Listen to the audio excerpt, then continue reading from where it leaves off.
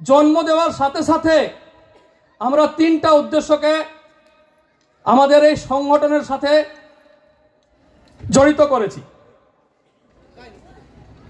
প্রথম উদ্দেশ্য আমাদের চা বাগান অঞ্চলে আমরা বসবাস করি চা জনগোষ্ঠী, জনজাতি না, চা জনগোষ্ঠী যে সম্প্রদায়, তাদের শিক্ষার মানকে উন্নত কিভাবে করতে পারি। দ্বিতীয়তম প্রস্তাব ছিল আমাদের যে চা বাগানের সংস্কৃতি দিনে দিনে হারিয়ে যাচ্ছে, বিলুপ্ত হয়ে যাচ্ছে, এই সংস্কৃতিকে কিভাবে বাঁচায় রাখতে পারি।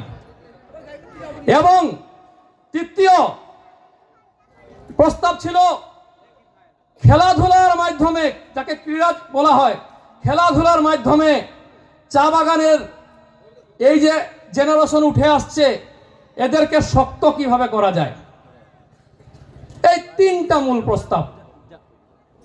24 তারিখ আমরা ওই দিনেই একটা কার্যসূচি হাতে নিয়েছিলি যে আমাদের চা বাগানে 2023 বর্ষে যারা ম্যাট্রিক পাস করেছে, যারা হায়ার সেকেন্ডারি পাস করেছে, যারা গ্রাজুয়েশন কমপ্লিট করেছে, বা যারা অন্যান্য সেক্টরে অন্যান্য শিক্ষা ব্যবস্থায় ভালো রেজাল্ট করেছে, ওদেরকে আমরা মানপত্র দিয়ে সম্মান জানাবো, যাতে ওদের এই সম্মানটা দেখে আরো যারা বাচ্চারা আছে ওরা উৎসাহিত হয়ে শিক্ষার দিকে যাতে টানিয়ে যায়। আমরা এই কার্যসূচি করি। তারপরে আমরা 7 অক্টোবর চলে যাই করিমগঞ্জ ডিস্ট্রিক্টে। ওইখানে আমরা পাথারকান্দিতে বিবেকানন্দ একটা অডিটোরিয়াম আছে, ওই অডিটোরিয়ামে 18টা বাগানের মানুষ ওইখানে আসেছিল। 18টা বাগানের মানুষকে নিয়ে আমরা এইভাবে আমাদের চা জনগোষ্ঠীর ব্যাপারে আলাপ আলোচনা করি। তারপর বিগত 24 ডিসেম্বর বৃন্দাকান্দি চা বাগানেও আমরা সেই ধরনের একটা কার্যক্রম রাখি। ওইখানেও আমরা যারা বাচ্চারা ছেলেমেয়েরা স্কুল কলেজে পড়া ভালো রেজাল্ট করুক, 3rd ডিভিশনে পাস করুক নাই কেনে, ওদেরকেও সম্মান জানাই, যাতে উৎসাহিত হয়ে আগামী দিনে আরো বাড়ে। আমরা বৃন্দাকান্দি চা বাগানে করেছি। এবং এই 14 জানুয়ারি আমাদের যে চা বাগানের পরম্পরাগত মকর সংক্রান্তির দিনে টুসু পূজা হয়, এই টুসু পূজাটা বিলুপ্তির পথে। আগে দেখা যায় তো, এখন আমাদের বাচ্চা কাচ্চাদের হয়তো 10 বছর পরে এমন অবস্থা হয়ে যেতে পারে টুসু কি জিনিস কেউ জানবে না। এইবার আমরা আমাদের চা জনগোষ্ঠীর যে ব্যানার, বরাক ভ্যালি চা জনগোষ্ঠী উন্নয়ন সমিতির যে ব্যানার, এই ব্যানারের উদ্যোগে এবং আমাদের মাননীয় বিধায়ক লক্ষ্মীপুর কনস্টিটিউয়েন্সির মাননীয় কৌশিক রায়জির সাহায্যে আমরা প্রত্যেকটা টুসু পূজা কমিটিকে 1000 করে টাকা দিয়েছিলি, যাতে আমাদের এই সংস্কৃতিটা আগে বাড়ে। আগামী দিনে 132টা এবার আমরা টুসু পূজা কমিটিকে দিয়েছিলি, আমরা চাইবো আগামী দিনে 200টা কি 300টা টুসু পূজা কমিটিকে দিতে পারি, যথাযোগ্য পারবো। এবং এই পরম্পরাটাকে বাঁচাই রাখাটা আমাদের কর্তব্য। শুধু এই পরম্পরাই না, আমাদের গ্রাম অঞ্চলে আগে ঝুমুর নৃত্য হয়তো বেজান, এখন ধীরে ধীরে বন্ধ হয়ে গেছে, খুব কম বাগানগুলোতে হয়। এই সংস্কৃতিগুলোকে যাতে রাখা যায় চা বাগানে, কারণ এই সংস্কৃতিই আমাদের চা জনগোষ্ঠীর পরিচয়। সবচেয়ে বড় কথা আরো, আমরা 17 জানুয়ারিতে এই সংগঠনটা রেজিস্টার করার জন্য আবেদন জানাই এবং 4 দিনের মধ্যে রেজিস্ট্রেশন নিয়ে করে আসছি। এই সংগঠনের এই সংগঠনটা এখন বর্তমানে রেজিস্টার সংগঠন।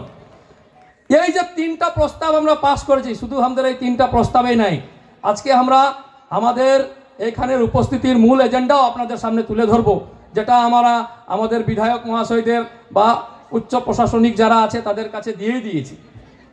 আমরা এজেন্ডা রাখেছি, আমরা দাবি নাই বলতে যাচ্ছি, এজেন্ডা আমরা প্রস্তুত করেছি একটা, যে আমাদের চা জনগোষ্ঠীর সাধারণ বেসিক দরকার, যেটা সাধারণ যেটা দরকার আমাদের জরুরত আছে, এই জিনিসটাই দিয়েছি। প্রথমে আমরা দিয়েছি চা বাগানের মানুষ, চা জনগোষ্ঠী যারা আছে, চা বাগানে বসবাসকারী মানুষদেরকে পাট্টা ল্যান্ড দেওয়ার ব্যবস্থা করা হোক। বহুত বড় একটা কথা রাখেছি আমরা। প্রথমে 1 নম্বর আমরা এজেন্ডার মধ্যে দিয়েছি চা বাগানের মানুষকে যাতে পাট্টা দেওয়া হোক, আওয়াজ উঠাতে হবে, আমরা মাংবো, মিষ্টি মুখে মাঙে করে আমরা লিব, সরকারকে বলবো দেন। আজকে আমরা সরকারের বিভিন্ন প্রকল্পের সুবিধা পাচ্ছি। আমি খালি বলতে চাইছি আমার কাছে 4টা পাট্টা জমিনের কারণে এই জিনিসটা জানা উচিত আমাদের। আমরা বেজান প্রকল্প পাই, কিন্তু পাট্টা জমিন না থাকার কারণে আমাদের প্রধানমন্ত্রী একটা প্রকল্প দিয়ে রেখেছে PM কিষানের, এটা থেকে অনেক মানুষ বঞ্চিত হয়ে যাচ্ছে। চা বাগানের মানুষের পাট্টার জমিনই নেই, যার জন্য আমরা আবেদনটা দিয়েছি। দ্বিতীয় নম্বর আমরা রাখেছি আপার আসাম, ব্রহ্মপুত্র ভ্যালি আর বরাক ভ্যালির হাজিটা যাতে সমান রূপে করা হোক।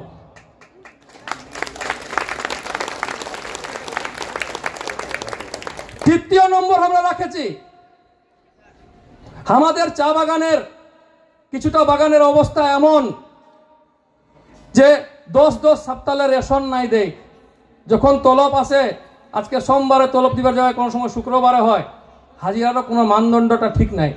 এই যে সিক গার্ডেন, যে গার্ডেনগুলো মানে মরার পথে আছে, সরকার আমাদের চা জনগোষ্ঠীর মানুষদেরকে দেখে করে এই গার্ডেনগুলোকে কমসে কম ঠিক করে দিক, এই আশা রাখেছি ওদের সামনে। তারপরে আমরা শিক্ষার ক্ষেত্রে আবার জোর দিয়েছি সরকারকে যে চা বাগান অঞ্চলে হাই স্কুল হোক, হায়ার সেকেন্ডারি স্কুল হোক, এইগুলো যাতে করা হয়। তারপরে খেলার লাগে আমরা দিয়েছি, খেলাধুলায় যদি আমাদের বাচ্চা কাচ্চা কোনো ভালো হয় তো সরকার ওই ট্যালেন্টের বাচ্চাগুলোকে বার করে ওদেরকে ট্রায়াল বেসিসে হোক নাই কেনে, পরীক্ষামূলক ভাবে হোক নাই কেনে, কিছু সাহায্য করে দেখুক, যদি আগে বাড়তে পারে। এই চাতন গোষ্ঠীর প্রস্তাব। এরপরে আমরা দিয়েছি আমাদের বরাক ভ্যালি চা জনগোষ্ঠী উন্নয়ন সমিতিকে চা বাগানের যে সার্টিফিকেট ইস্যু করতে হয়, এটা রিকোয়েস্ট করেছি আমরা। চা বাগানের যে সার্টিফিকেট ইস্যু করতে হয়, এটা যাতে আমাদের বরাক ভ্যালি চা জনগোষ্ঠী উন্নয়নের হাতে দেয়, অন্য সংস্থার হাতে যাতে না দেয়। কারণ অন্য সংস্থার হাতে দিলে পয়সা দিয়ে করেও মানুষ লে। আমরা নাই চাই আমার চা বাগানের মানুষরা বিনা পয়সায় আমাদের এই সংস্থা লিয়ে করে যাক, এই অধিকারটা আমাদেরকে দেওয়া হোক। এবং আরেকটা জিনিস আমরা রাখেছি, সবচেয়ে বড় চা বাগানের ইতিহাসে চোর গলায় যে আন্দোলন হয়েছিল 1900 শতাব্দীতে মুলুক চলরে, এই আন্দোলনে যারা শহীদ হয়েছে চা বাগানের মানুষ, তাদের নামে একটা স্মৃতিচিহ্ন উন্মোচন করা হোক, দেওয়া হোক। এইসব প্রস্তাব নিয়ে করে আমরা বার্ষিক সম্মেলনটাতে যাচ্ছি। আজকের এই বার্ষিক সম্মেলনে যেভাবে আপনারা উপস্থিত হয়েছেন, সবাইকে আমি করজোড়ে নমস্কার জানাচ্ছি, জোহার জানাচ্ছি। আমাদের আজকে ছাতিটাও গর্বে ফুলে উঠেছে, কারণ আমাদের সব সদস্যরা সক্রিয়ভাবে প্রত্যেকটা অঞ্চলে চা বাগানের মানুষের কাছে গেছে, দফায় গেছে, বাগান পঞ্চায়েতদের কাছে গেছে, জিপিদের কাছে গেছে, জেলা পরিষদের কাছে গেছে, যারা চা বাগানের সাথে জড়িত তাদের সামনে। এবং আমরা বলেছি আমাদের এই ভালো কাজে আপনারাও সহযোগিতা করেন, সরকারও সহযোগিতা করবে। আমরা সরকারের বিপক্ষে নাই, সরকারের সাথে আমাদের কোনো লড়াই নাই। আমরা অধিকার মানব। আমাদের এই সংগঠন অরাজনৈতিক সংগঠন। ব্যক্তিগতভাবে আমি যেই দলে করি কাজ এটা আলাদা জিনিস, কিন্তু এই সংগঠন অরাজনৈতিক সংগঠন, আমরা কোনো রাজনৈতিক দলের নাই। কিন্তু আমরা চাইবো এই সরকার যেভাবে আমাদের চা বাগানের মানুষের লাগি কাজ করছে, ওই কাজটাকে যাতে আমরা সংগঠনের দিকে একটু প্রেসারাইজ করে আরো ভালো করতে পারি, এই আশা নিয়ে আজকের এই বার্ষিক সম্মেলন। আপনাদের উপস্থিতিতে আমি আবার সবাইকে ধন্যবাদ জানাচ্ছি, এবং যারা উপস্থিত হয়েছে বিশিষ্ট ব্যক্তিবর্গরা ওদেরকেও স্বাগতম জানাচ্ছি, এবং আমার এই ক্ষুদ্র বক্তব্য এইখানেই সমাপ্তি করলাম।